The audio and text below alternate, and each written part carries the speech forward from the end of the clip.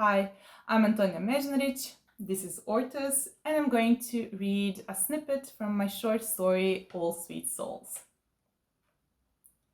Stella stood by the window, drinking in the spreading view of the green hills, vast vineyards, and bright cornfields bathed in the dark orange of the sunset, slowly stroking the skull in her hands.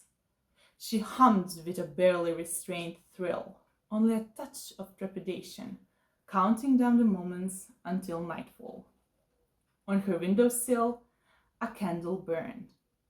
It was just one of the many flickering lights in the villages scattered nearby, where someone was lost to death in the last year. In every house with such a candle, preparations were made after a hard day in the fields. A place was left at the table for the dear dead to find when they came home for the night. But tonight, they were not the only ones set loose from the underworld. For those others, there was not a feast waiting on the table, but a circle of blessed lanterns looping around the village territories, keeping the unholy ones who had risen out. It was a folly, of course.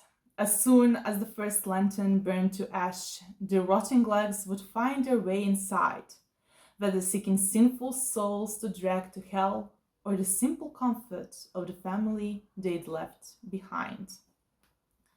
No one wanted to believe their loved ones belonged to the damned, that when they came they wouldn't be here for a hug and a meal of fat goose meat, but for the living to replace them in the grave. Or at least that was how the folktale went.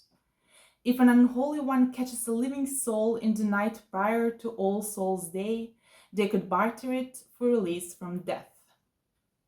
Stella hadn't bothered with the dinner. Instead, she had bathed until certain her skin was smooth and clear. She had taken her greatest pride out of the chest, her late mother's nightgown, made from rich silk, with an embroidered bodice and ruffled sleeves. When her mother wore it, the nightgown was white, but now it was sickly yellow with age. It had been bought in Vienna, and it was the last of her mother's clothes still in Stella's possession.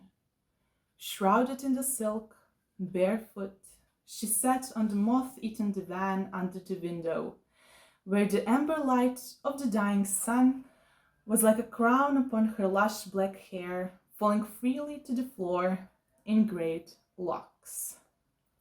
Soon, she whispered to the skull, before leaving a chaste kiss on the bare bone. Gently, she lowered it into her lap, her body burning with anticipation. Because when the night fell and the bony hands broke through the ground, there would be a clear path to the candle atop the hill. No warning lanterns burn in front of the old Kuria, a home that dreamt of being a palace, which was slowly wasting away, where she waited for her beloved to return.